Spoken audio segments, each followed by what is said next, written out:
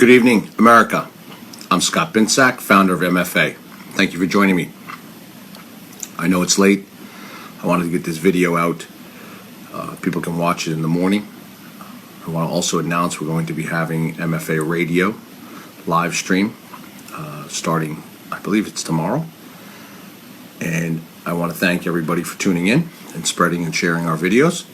MFA is growing by hundreds and hundreds a day. I would say even thousands. There's a big question going on out there, as I've been discussing, about Jill Stein and her Recount movement, which Hillary Clinton has now joined, at least in Wisconsin anyway. She's running into serious trouble in Pennsylvania. I do not think she'll be successful in Pennsylvania. We'll find that out tomorrow by noon. A big question going on is this really their agenda? Is this the Stein, Hillary, Soros agenda to do the recount, or is it just a distraction from something else? I'm going to be discussing two items tonight. One is the possible distraction. Gotta love those angry faces.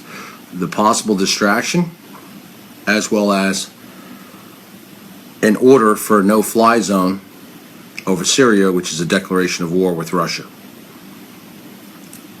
and how the two of them tie together and what the real agenda is here. Jill Stein is asking for recounts in an effort to nullify the electoral votes of Wisconsin, Michigan, and Pennsylvania. That is the question I keep getting asked. Could that be the real plan? America, I say that will be unsuccessful too. Why? Understand this. Federal law says that presidential recounts must be completed within 35 days after an election. Stein waited until 90 minutes before the Wisconsin deadline for filing a recount petition expired. 90 minutes she waited before Wisconsin was ready to expire. Coincidence?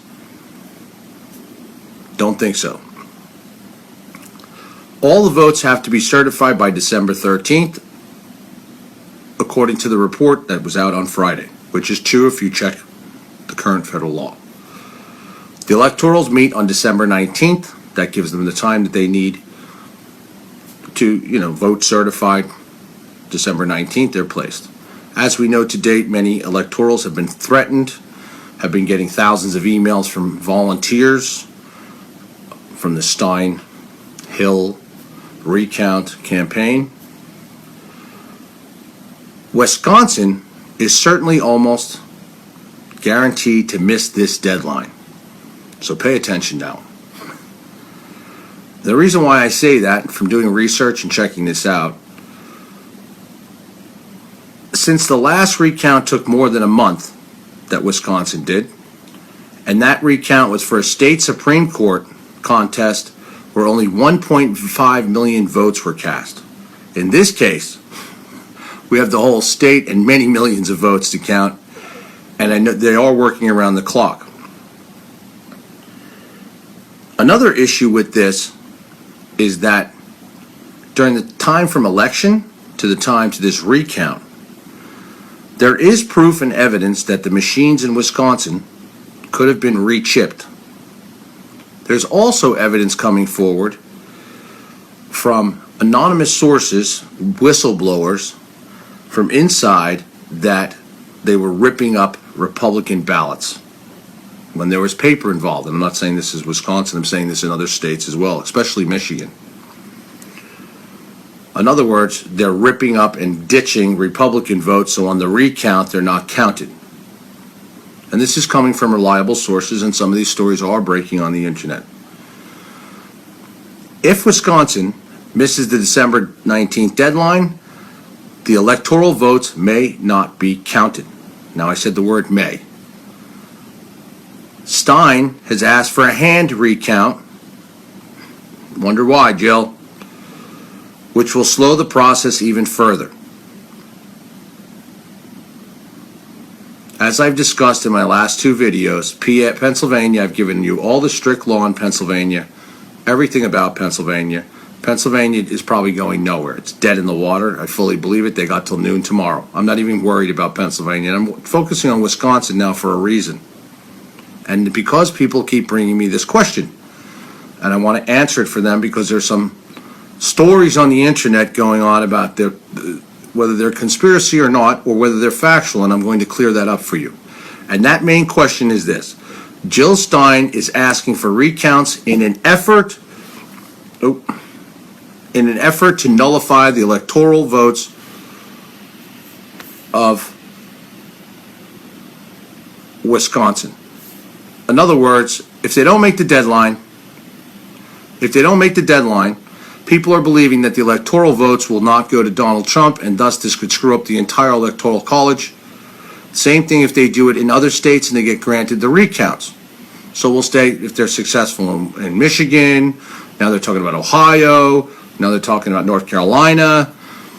So in other words, this belief on the internet and the stories that are going around is that, well, hey, we're going to ask for these recounts, they get granted, they wait to the last minute of the deadline, which looks like what they're doing, so that they will suspend the electoral college vote being ready in time for December 19th, and thus leaving Donald Trump short of the presidency.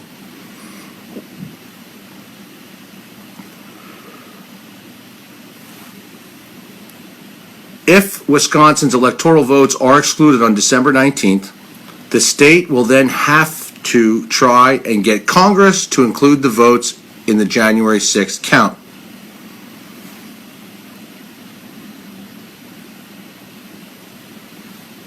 According to current standing law, the statewide recount in the presidential election would require a recount of nearly twice as many ballots, about 3 million, and the process would become even more cumbersome if Stein is successful in requiring a recount by hand, and which she has asked for and which they are doing.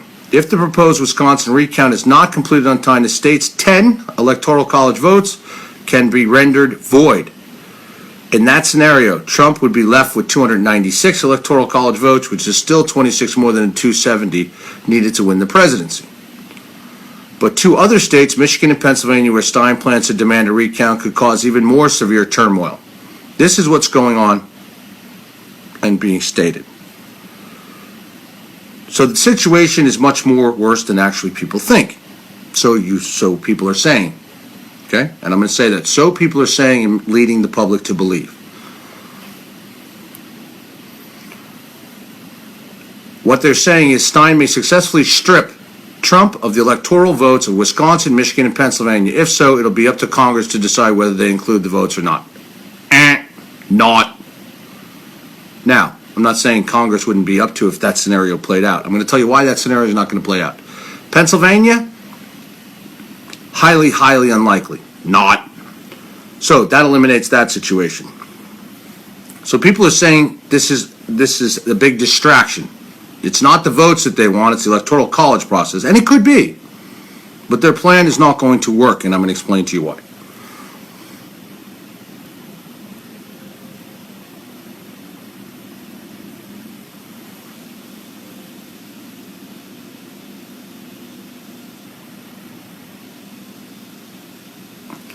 This is simply not true. The votes that have already been finalized have already been verified, and an official recount has to be made by the deadline. If the recount isn't complete, it is the recount which will not count, not the actual vote. Are we understanding this? The actual vote will count if the deadline is not met. And I'm going to get into legislation of Wisconsin government right now. Okay? The legislature and governor of Wisconsin and Michigan, I'm going to give you both, are Republicans. So they will just exercise their constitutional right, and it's their prerogative, and directly certify the election result, and thus the Trump electorals, if the recounts look like they won't be completed in time, and Pennsylvania is likely to occur. So in other words, the governor of Wisconsin can come in and step in and certify the vote himself, and he's a Republican, and stop this in its tracks.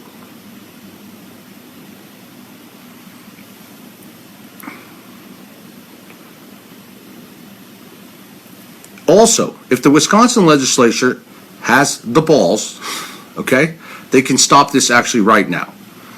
Just pass a resolution designating the Trump electoral state as the state's electorals, and it stops this. Per the Supreme Court of Bush versus Gore, it's completely legal. If you remember, Bush versus Gore in 2000, there was a major lawsuit. Presiding case law under Bush versus Gore clearly states that Wisconsin legislature can stop this right now and pass a simple resolution designating the Trump electoral slate as the state's electorals.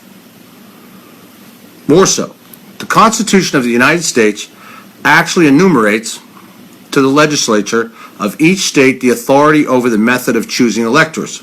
So that what that means is it verifies what I just said to you, that the Wisconsin legislature can stop this immediately.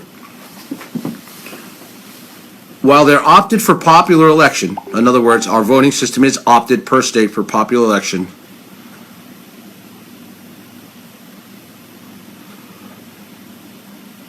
if that cannot be certified in time, they can simply pass a law that certifies the Trump electoral should the recounts not be completed on time, the same with Michigan, as both are full GOP-controlled states. In other words, and what I'm trying to say to you is that the Constitution of the United States allows these states, if these two states, we got Michigan and Wisconsin I'm talking about right now, which both have Republican governors, per the case of Bush versus Gore, to do this and stop this entire process. So people worrying about the count not being done on time and holding up electoral college vote really have no standing. So this theory is incorrect, because even if, I'll give you worst case scenario, even if the governors don't want to do this and then let it roll over to where the counting is not done in time, it would be left up to Congress. And I'm going to tell you now, the Republicans own Congress and the Senate. And although some of them may not like Donald Trump, they're not going to strip him of his electoral votes to give it back to the Democrats. Not under these conditions. So either way, this will not work. And Pennsylvania, as I said, and I've been saying it, and I said it first, and I'm not trying to toot my own horn, I'm trying to say that because other people didn't even pick up on the law in Pennsylvania. They panicked. They were all over the place with all kinds of crazy stories. And Pennsylvania shouldn't even be considered in this because it's the biggest long shot probably in election history to try to get them to get a recount legally. And you saw Stein today, if you get to watch her video, begging and pleading. Hello, can you please, I need volunteers in 9,150 districts. Not. And then they all have to be notarized. You know how many thousands of people that is? And into Harrisburg by 12 noon tomorrow. My prediction is this. If she somehow pulls this off with the volunteers running around like chickens without their heads cut off, no matter what you're paying them, I still predict that when they get in there, the Pennsylvania law is going to be clear. They have to show proof of actual voter fraud to get a recount. There's no actual proof in Pennsylvania of any recount, and they have to show a prima facie case. In other words, they have to show some evidence to require every district to recount, and not just some computer engineers going, oh, by the way, we saw some bad algorithms, and these guys, by the way, I'm going to be doing a story on them tomorrow. Where do you see what we found out about these alleged computer guys, these computer analysts? I'll give you a heads up. They're being funded by Clinton and Soros. Another bunch of bullshit. Okay?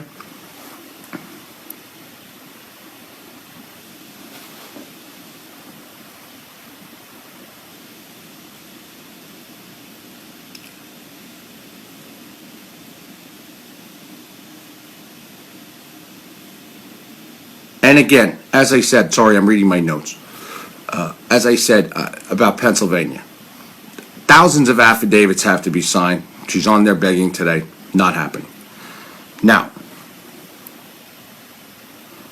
Donald Trump today started making comments and about speaking out about this ridiculous recount where Hillary Clinton was smashing him about talking about a rigged system. And yes, the system is rigged. Let's be honest, the system is rigged. And I say to you, if Wisconsin's vote comes out in favor of Hillary, then you know it's true that either ballots were destroyed or the machines were rechipped. And I'm going to explain something to you. Even the older machines can be rechipped. It's a simple taking one chip out, putting one chip in, screwing the back panel onto the machines on the older machines. And Pennsylvania has the older machines. Wisconsin has similar, not older, but within the district of X amount of years. It's a simple chip. It takes X amount of time. However, people would have to get access to these machines, and you're talking about all the different districts. And what they do, just so you know, is they select certain districts randomly to recount when it comes to the electronic systems. In other words, they don't just pick, they randomly start to pick them and see if there's any irregularities. If there's irregularities, then they'll continue to go on.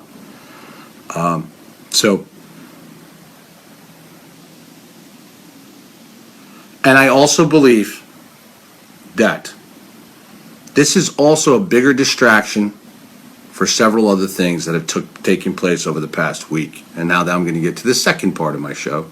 But before I get into that, I do believe Jill Stein is robbing America. Regardless of it being fed, and there is evidence now coming forward that the IP addresses, even though it's from a bot, the IP addresses are coming back. Believe this or not. Believe this or not. And I'm not going to verify this yet, but we're in the works of verifying this, that the IP addresses, and even though they're on what they call a random, IP proxy, it's a proxy server, okay,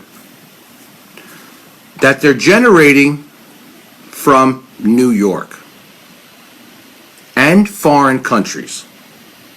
And when I say New York, I'm talking about Chappaqua.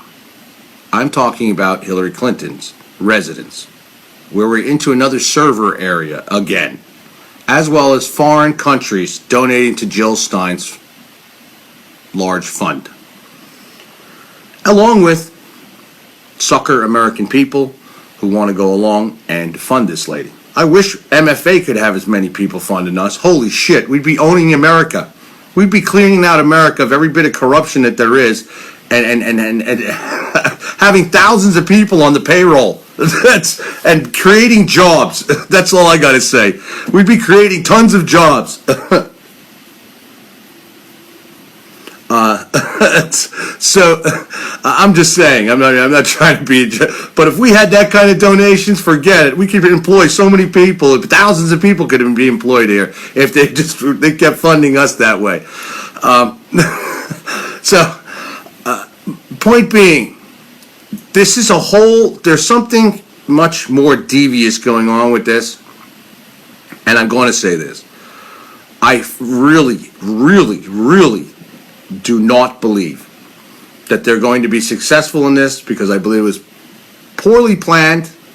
I believe it was a rush to judgment after Trump won. They met with Soros. A lot of things took place. They figured they could start some things. And yes, could it be a distraction to get them to go after the electorals? Yes, but I do not see these other states turning around and saying, wait a second, we're going to rip these electorals away because you didn't get the vote, you didn't get the recount done on time. All right? I mean, the last time that happened is in the 1800s, just so you know. In the 1800s, and then it went to Congress, Senate and Congress. Now that would come down to, only then would it come down to if the electorals were pulled, and in other words, they would come to some type of either a tie or there was a challenge on both sides. But to get there, they have to get through these states on recounts. And Pennsylvania, I'm telling you, it's a far fetch. Michigan, I think, is going to be a far fetch to be granted as well. because they have similar laws in Michigan that Pennsylvania have, and I just don't see it. So we'll see. Now, I'm going to talk about some very new information that's come out having to do with the media has not covered this at all, and it is very important, and it is not false news. It is very accurate news.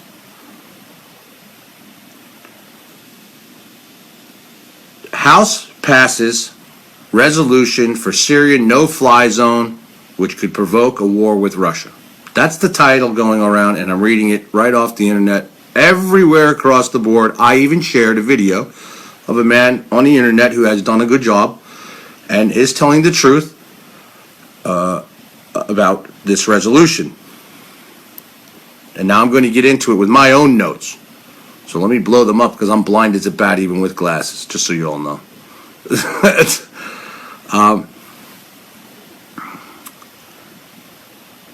Hillary Clinton's loss was a shock to the purveyors of the U.S. military.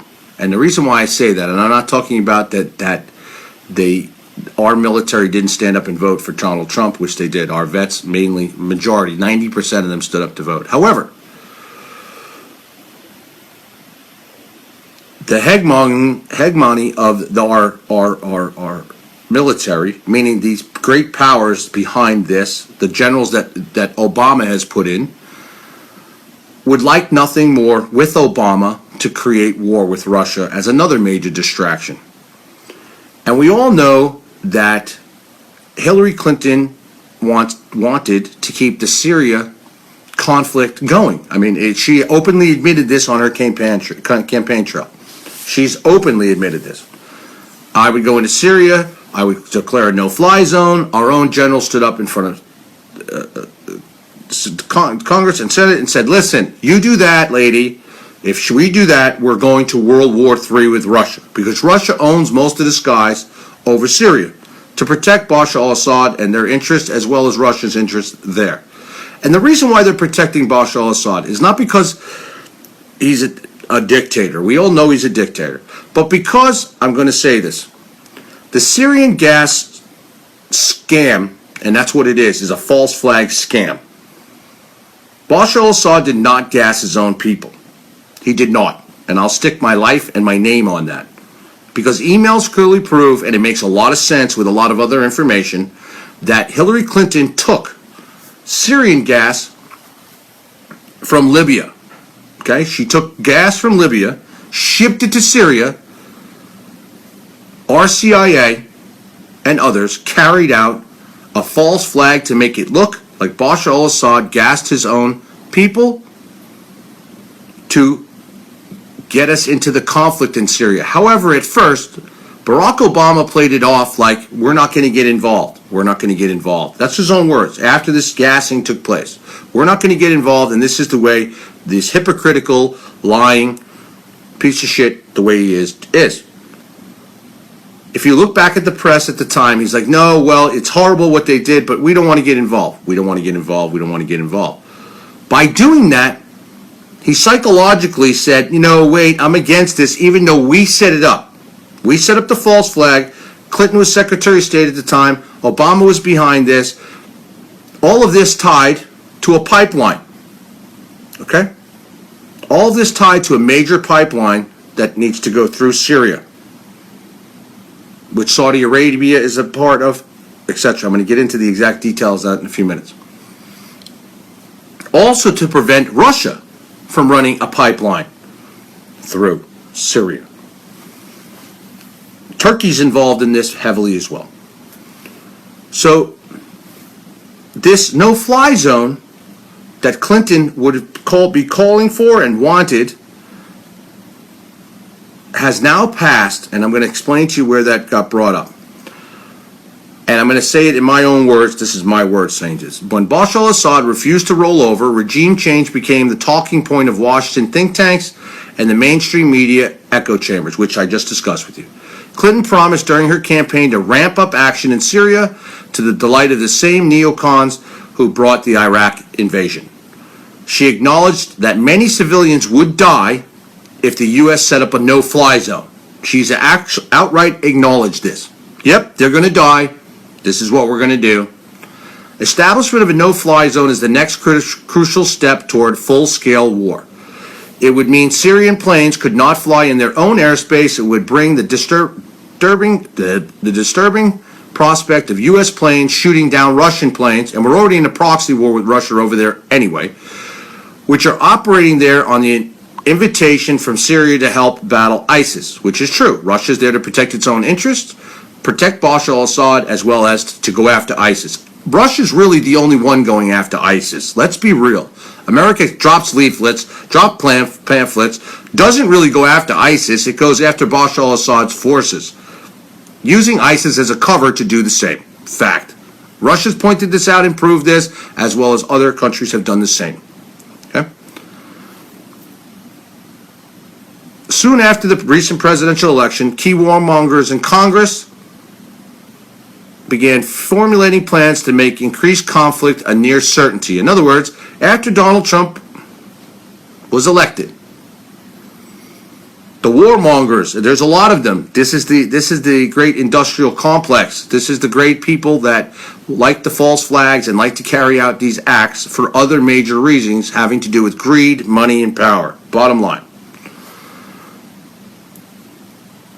They wanted to make certain that we would end up in war and get rid of Bashar al-Assad at the same time. Knowing that Russia's right there, doing what they're supposed to do. They have not gotten involved with us. They're doing what they should be doing, and they are bombing ISIS, and they are protecting Bashar al-Assad's forces. While everyone was distracted by the election of Trump, 6 representatives took advantage of the lame duck session. Okay, lame duck sessions are simple. That's mean like basically nobody's there. The 6 representatives took advantage of the lame duck session and suspended normal rules to get these passed. They suspended normal rules to bring us H.R. 5732. What is H.R. 5732? It is the real thing going on right now while all these major distractions going on. That's what H.R. 5732 is. And I believe it's the last stand of Obama. That's what I think. And I think Russia believes that too. And that's why Russia has moved into place a very serious arsenal of weapons in the Mediterranean Sea, a full armada, aircraft carriers. They brought in their best, and they do have the best surface-to-air missile system, defense system in the world. The SR-400, there's the 300, which is older, the SR-400, SR-500 now actually as well. The Syrian Civilian Protection Act of 2016 includes Section 303, titled Assessment of Potential Effectiveness of and Requirements for the Establishment of Safe Zones or No-Fly Zones in Syria, under Section H.R. 5732. Now I'm going to tell you, late in the day on November 15th, 1 week after the U.S. elections, the lame duck Congress convened in special session with normal rules suspended. Normal rules were suspended so the House could pass House Resolution 5732, the Syrian Civilian Protection Act, calling for intensifying the already harsh sanctions on Syria, assessing the imposition of a no-fly zone inside Syria to prevent, i.e., to prevent the Syrian government from flying, i.e., and Russia, which is protecting Syria, and they own the skies, and they have their own no-fly zone set up. And here it is, and escalating the efforts to press criminal charges against Syrian officials. Just happened November 15th. Most strikingly, the resolution calls for evaluating and developing plans for the United States to impose a no-fly zone inside of Syria, a sovereign nation, and an act of war that also would violate international law as an act of aggression. It could also put the U.S. military in the position of shooting down Russian aircraft and thus would be a declaration of World War III with Russia. War with Russia is World War III. There is no ifs, ands, or buts. It's not just a declaration of war with Russia. Okay? And don't kid yourself. Russia can shoot down planes at 30,000 feet. 30,000, 33, 34,000. That's where commercial airliners fly that high. We don't have that I'm sorry to tell you. We do not, and that's mobile capability. Okay? We have the capability in a different way, but they have it mobily. That's the SR-400 system. Now I'm going to talk to you about what they did here because they again violated the law with passing this. And this is how they operate right now, and this is why the swamp must be drained. The suspension of rules procedure is supposed to be used for what? Non-controversial bills such as naming post offices. I'm giving you an example. That's what this procedure is supposed to be used for. Okay, this lame duck. This whole procedure is to like name post offices, do other types of congressional acts that have nothing to do with national security. But this small group of lawmakers used it to pass a drastically important bill while no one was looking, and everyone else has been paying attention to other shit, like the election, like a recount, like the Clinton stories, like the riots. And if we look at November 15th date, we're talking about a lot of rioting going on then, and a lot of shit happening, and the news was just covering that. This was not in the news media at all. Why is that?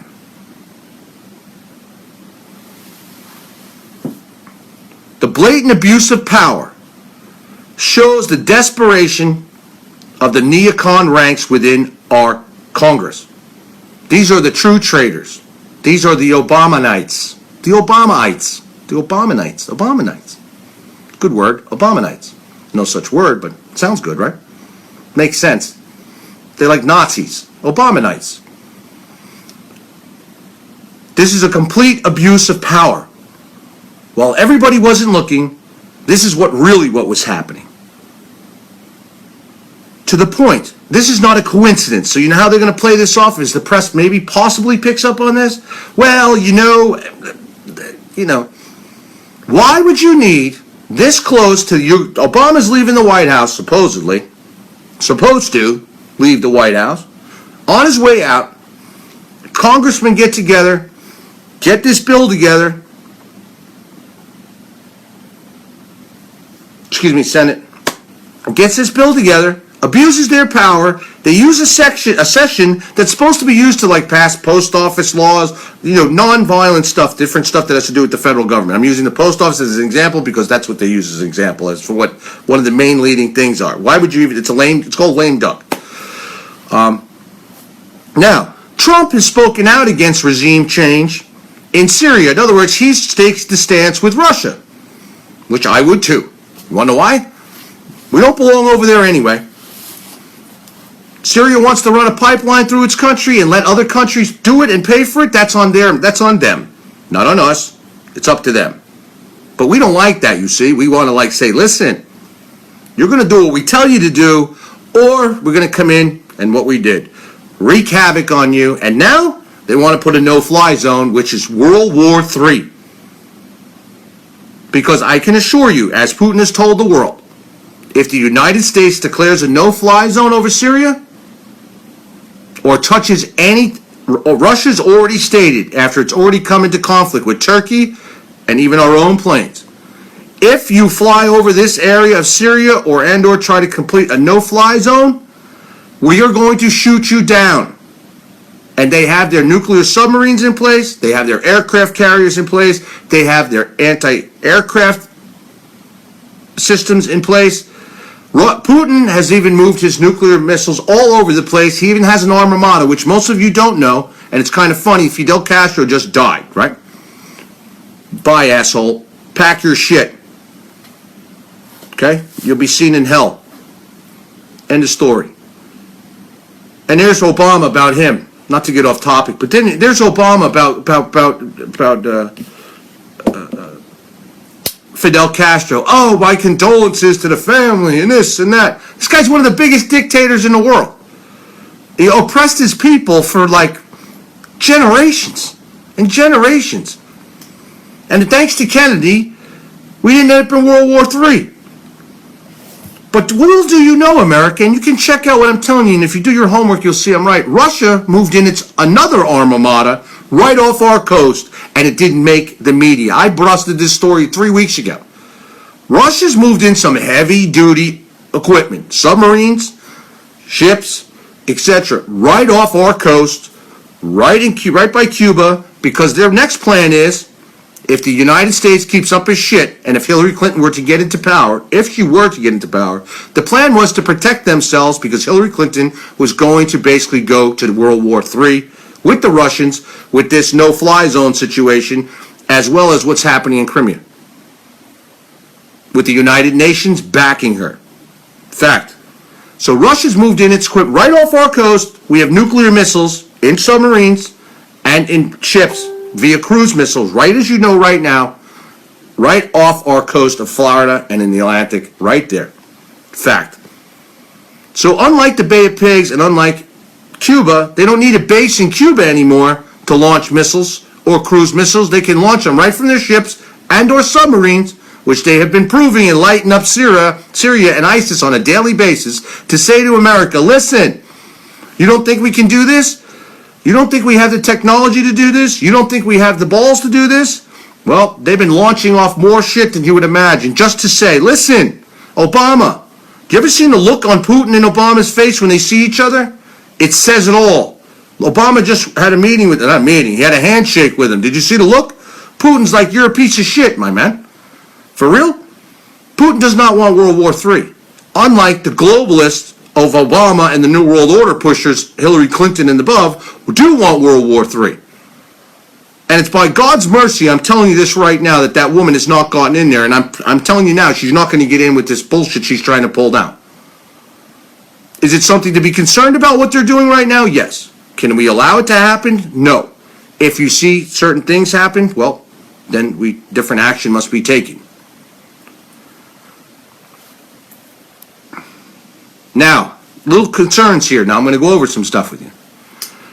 Donald Trump is fully against the regime change, but considering his unpredictable behavior, as they're saying, the actual position of his coming administration is anybody's guess on how it will be with Syria. However, I fully believe that Donald Trump will do very well with Putin. They've already talked on the phone. They've already gotten together, etc. But Lieutenant General Michael Flynn, I know General Flynn, we had to try to get him to speak in D.C. for us, but he's very busy on the Trump campaign, and he couldn't speak for us in D.C. He's now his national security advisor, is a little rough when it comes to this situation. Look that. Look what just came up on the screen behind me.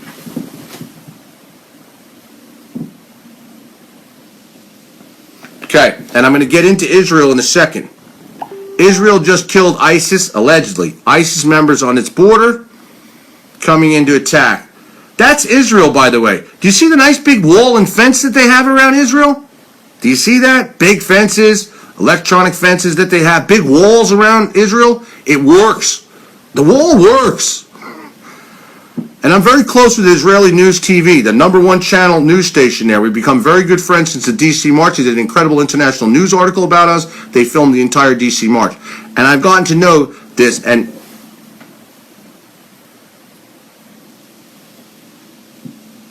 Israel's nobody to mess around with. I'm telling you right now. However,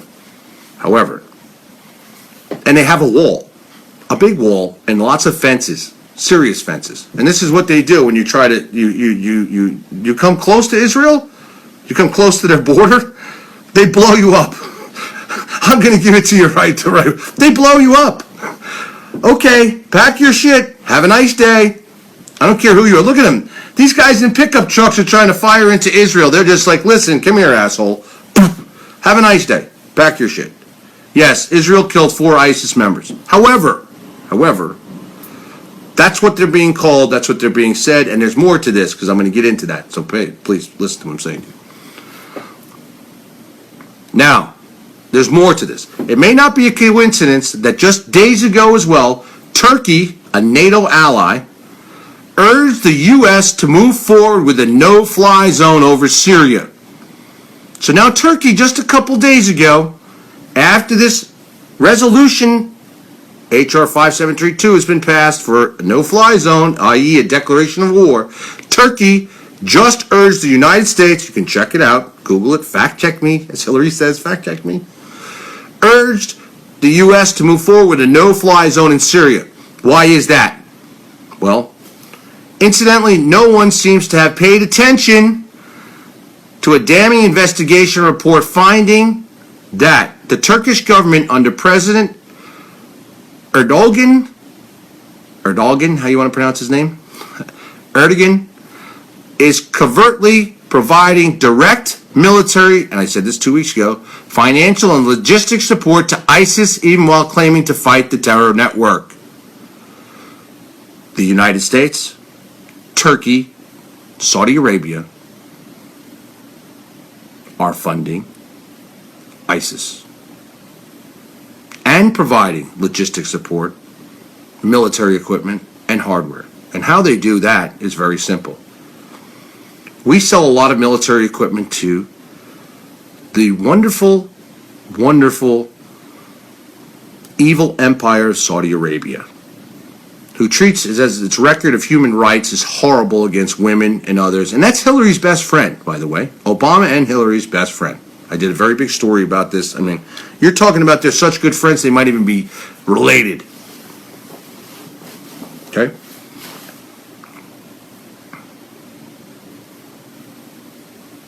The Pentagon nurtured the Salafist sect in eastern Syria to help the U.S. and its allies achieve regime change. Fact.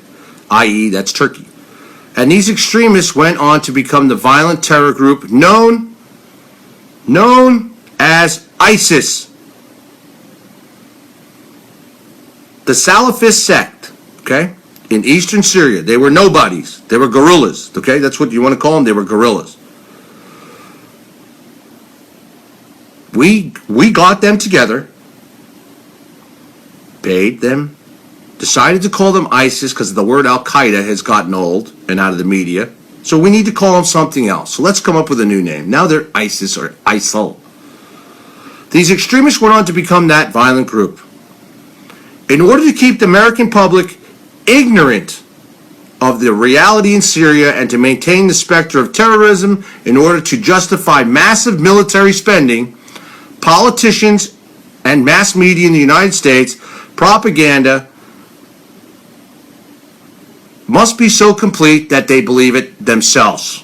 And this is what you've seen go on now for years.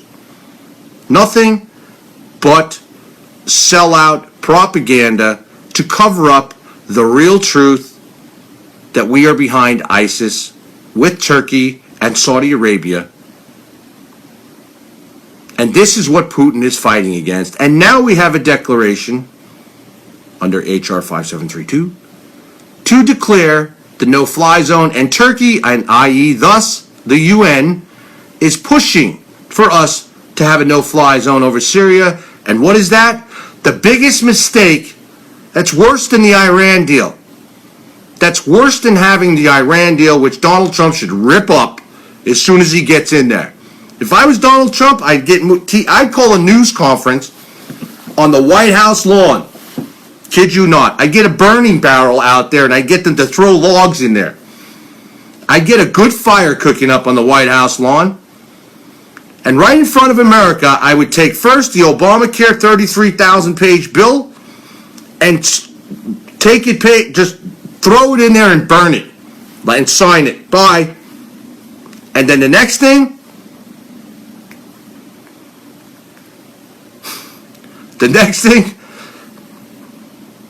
they need to throw in is the Iranian deal. Also done without congressional approval. As such, Donald Trump can come in, sign it, and throw it in the barrel and burn it too, along with several other of Obama's traitoristic bills and laws not approved by Congress.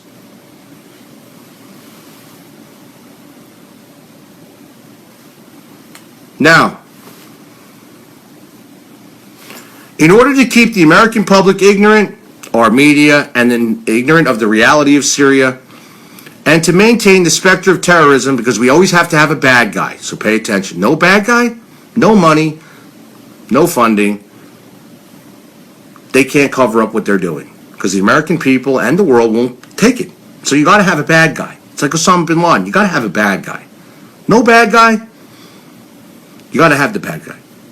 Every good movie has a bad guy.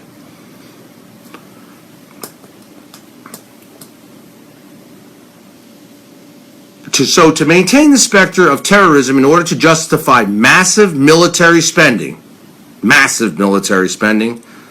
politicians' propaganda must be so complete they believe it themselves, as I said. This was demonstrated during the 40-minute debate session among 6 lawmakers who pushed the bill through. Only 6 lawmakers it took to push this through.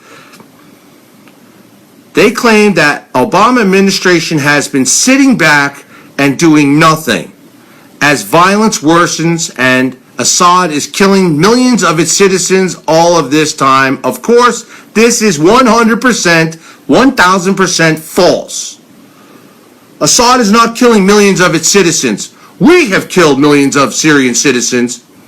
And yes, Russia, you're going to have the fallout of going after ISIS of citizen casualties. It's a fact of war. We, on the other hand, drop leaflets and protect ISIS and say, by the way, in your oil convoy, illegal oil convoy going to Turkey, we're going to let you know that we're coming, and it's proven. They let them know 15 minutes before. By the way, we're bombing in 15 minutes. Leave your vehicles so you're safe. What? What? Let's tell the terrorists that we created, no less, that's why we're warning them, to get out of their vehicles so that we can bomb them so that they're safe, so they can come back tomorrow with some more oil tankers that we've provided them, as Turkey's provided them, to take more oil on the black market and rip it off from Syria and bring it into Turkey, which Turkey's president and his son are behind, completely making millions and probably actually billions of dollars in illegal oil trade, which is also funding ISIS.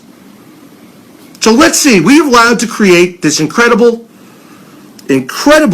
evil ISIS, which goes around beheading Christians. Mass graves have just been uncovered of the massive slaughters of not just Christians, but good Muslims, as well as Jews and anybody else that gets in their way.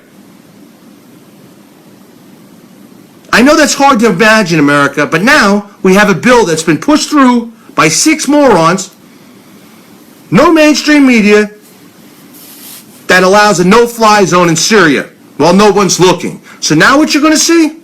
You're going to see something come up that says, well, something big will happen in Syria. And now all of a sudden we have right on the border with Israel 4 ISIS, alleged ISIS, I'm saying alleged ISIS, terrorists killed, and now watch. You're going to see something else big happen over there in the next couple days. Mark my word. Or within the next week or so because of where it is.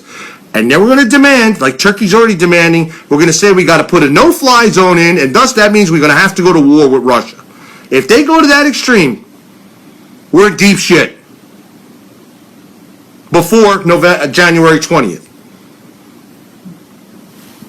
And these people are that psycho and that desperate because they're busted apart. This entire globalization plan, entire Democratic Party, this entire New World Order, everything that they have has come to a screeching halt and is busted in pieces because of the election of Donald Trump and not Hillary Clinton, the puppet. Obama's a puppet. Hillary was going to be the last puppet. Trust me, they were going to use that bitch. They were going to use her to incite World War III and enact the rest of this globalization plan. Now it's even coming out that they're pushing for more massive refugees to be spread into other countries as we speak, and it's behind Soros and the NATO initiative to do the same.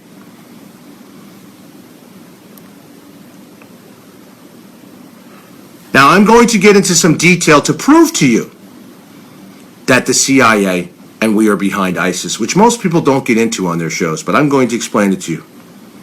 By late 2011, the U.S. was actively coordinating, training, and supplying armed opposition groups when Muammar Gaddafi of Libya, now we know who this is, right? Clinton's great friend that she murdered, was toppled in the fall of 2011. The CIA oversaw the diversion of Libyan weapons to the Syrian armed opposition, i.e. that's where the gas came from, like I told you, as documented in the Defense Intelligence Agency report of October 2012. And I have a copy of the report up here from 2012. These weapons transfers were secret. They were not known to the American public. For the public record, it was acknowledged that the U.S. was supplying communications equipment to the armed opposition, while U.S. allies, Saudi Arabia and Qatar, another great friend, were supplying the weaponry, as I just said. This is one reason that Saudi purchases of weapons skyrocketed during this time period. And if you check the records of U.S. weapons sales to Saudi Arabia, it's extremely high during that time period and for specific items that could be used by ISIS. They were buying weapons to replace those being shipped to the armed opposition in Syria.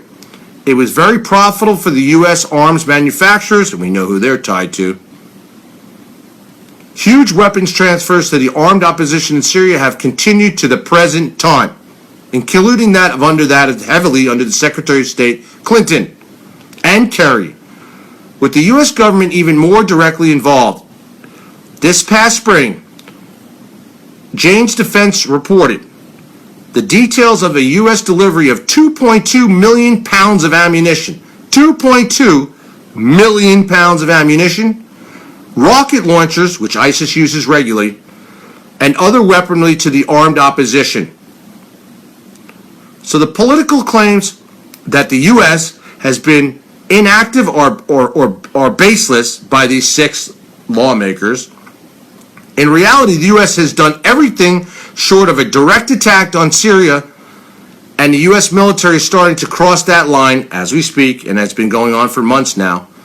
On September 17th, the U.S. Air Coalition conducted a series of airstrikes on the Syrian army in Deir ez-Zor, killing, this, if you remember, this is the one they said, oops, just recently in September, killing 80 Syrian special forces soldiers and enabling ISIS to launch an attack on that position.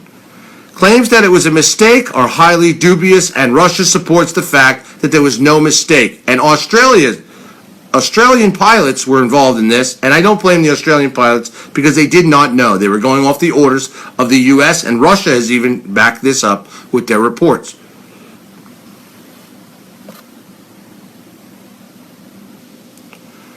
The Syrian Observatory for Human Rights estimates to date that the actual death toll killed pro-Syrian forces at 108,000, killed anti-government forces 105,000, killed civilians 89 to 100,000, roughly all collectively 300 some odd thousand. Some of them are saying even higher than that now, almost 500,000 they're claiming.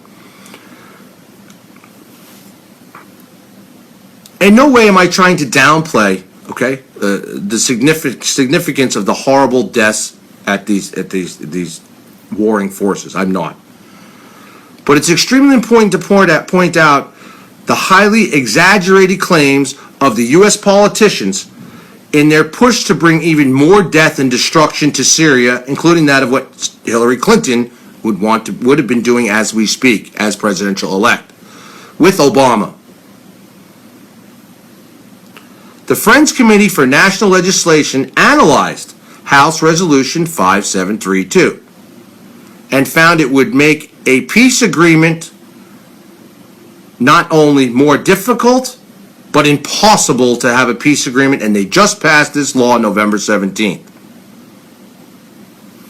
Any peace agreement that leaves Bashar al-Assad in power would be seen as a failure for the United States, and hence why we're in and against our foreign policy. Thus why we're in a current proxy war with Russia as we speak now. It would also be seen as a victory for Russia, which is helping, as I said, Assad fight ISIS and U.S.-funded moderate rebels in the area attempting to overthrow Assad. Putin's not going to allow anyone to overthrow Assad. Even the title of the resolution, okay, under 5732 says it all. Caesar Syrian Civil Protection Act. How is it going to be a civilian protection act? Because the U.S. is going to come in and say, we're going to protect you, Syria, and put a no-fly zone over your country. And what are we going to do? Declare war with Russia. And why? Turkey can't stand Russia. Okay? We were almost at World War III with Turkey a few months ago when they shot down one of Russia's planes for no fucking reason, and it was shot down with using actually a U.S. missile, shoulder launched. And then they put the pilots, as they were parachuting out, in peaceful terms. Okay, even it's wartime, you're not allowed to shoot a pilot when he comes down out of parachute into even enemy territory. They were shooting these pilots with machine guns in the air coming down. There's clear video of it, and Russia's come out against it, and that's when Russia stepped up and armed all of its planes. These planes were unarmed, by the way. These were unarmed aircraft. I'm telling you all this because to show you the sickness of this grandiosity of this plan by these globalists. They stop at nothing, and they will stop at nothing to get what they want. And that's what America needs to realize, that you have been bullshitted. You have been bullshitted for a very long time by our government, our media, and even other world powers tied thereto. It's complete bullshit. Look over here. Well, what's really going on is over there, and guess who's paying for it? All American taxpayers are paying for this shit. So get this in your head, America.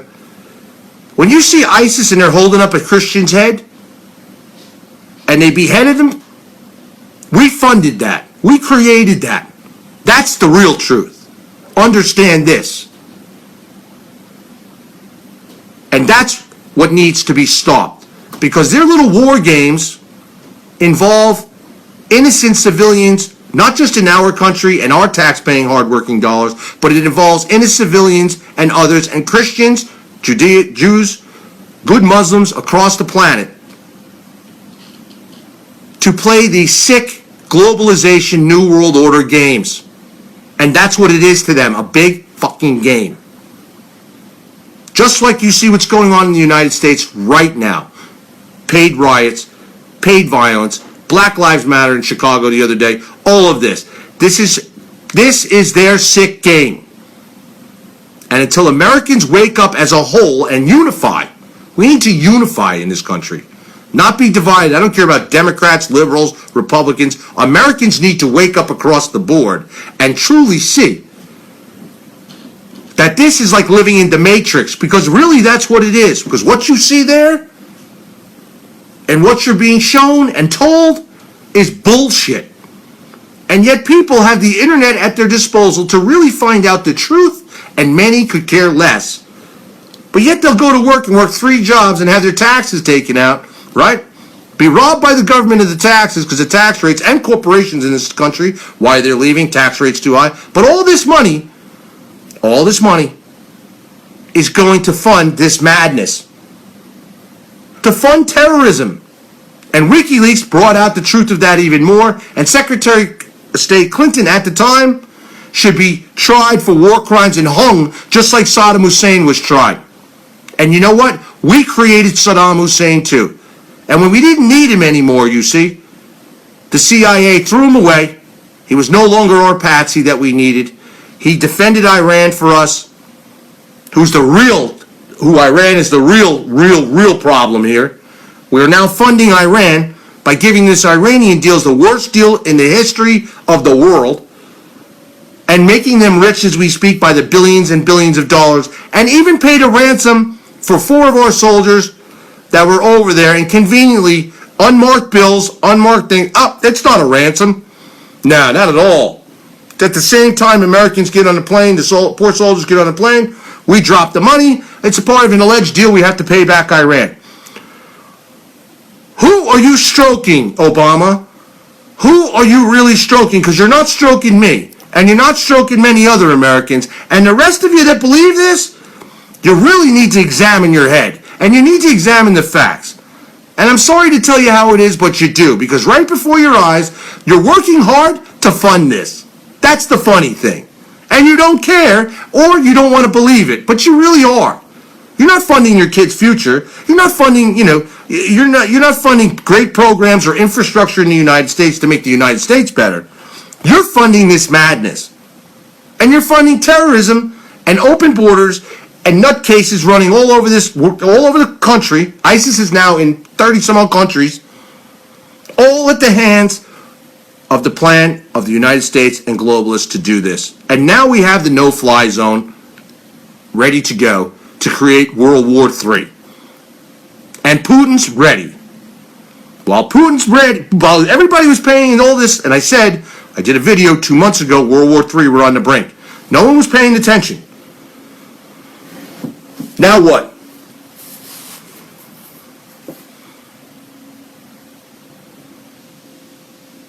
Yes, Obama's endgame. Now, one thing that people do not know, and everybody knows, I'm a very big follower I'm very fond of Israel. However, unsurprisingly, the Israeli lobby is campaigning for the passage of H.R. 5732 through its final passages. Why? As Israel has officially been at war with Syria and continues to illegally occupy the Syrian Golan Heights. Do you know, that's kind of funny. I had this as written before Fox News came on. Syrian Golan Heights is where these alleged ISIS soldiers, these alleged ISIS terrorists just got killed. No coincidence. And they're occupying this area. Thus, removing Assad would make things much easier for Israel to permanently seize the fossil fuel-rich area and would strike a blow to its perceived enemies in Lebanon and Iran. That's why Israel wants the Syrian Golan Heights area. Fact. And this is nothing against my Jewish friends or whatever. But this is what the Israeli government is doing, as is Mossad, which Mossad is their CIA. They work very close with our CIA. And as a matter of fact, there's a little story that's been floating around that no one paid attention to, but I did bring it up several weeks ago when it happened. Maybe more than that. I'm sorry, maybe a month and change ago. Russia bombed a specific location in Syria where it found, inside Syrian territory that they hold, a secret compound. Okay? A secret underground compound where our CIA and Israel's Mossad was operating out of. And you can Google what I'm telling you. You'll find pieces of this story accurate out there. Russia bombed it because they are the ones going after Assad to get rid of Assad, and they've been working with ISIS and other rebel groups to do this. Despite these grave ramifications of H.R. 5732, the media is completely silent. The media outlets now professing to hold the monopoly of real journalism have not said a word about the shocking abuse of suspended rules in the House, which was elite. They suspended the rules in the House to pass this legislation. Not one word of this. No one's speaking out about it. And the utter propaganda being spewed out by lawmakers to save their crusade regime change in Syria, which is Obama, even if it means World War III. Understand this, America. Good night, and God bless. This is serious endgame. Pay attention. Thank you all for your support. Please like and share. I have 2 very special stories coming out tomorrow. And don't worry about this recount, okay? You're going to see some things change tomorrow, I believe. We'll see. Good night. God bless. Love you guys, and thank you for all your support.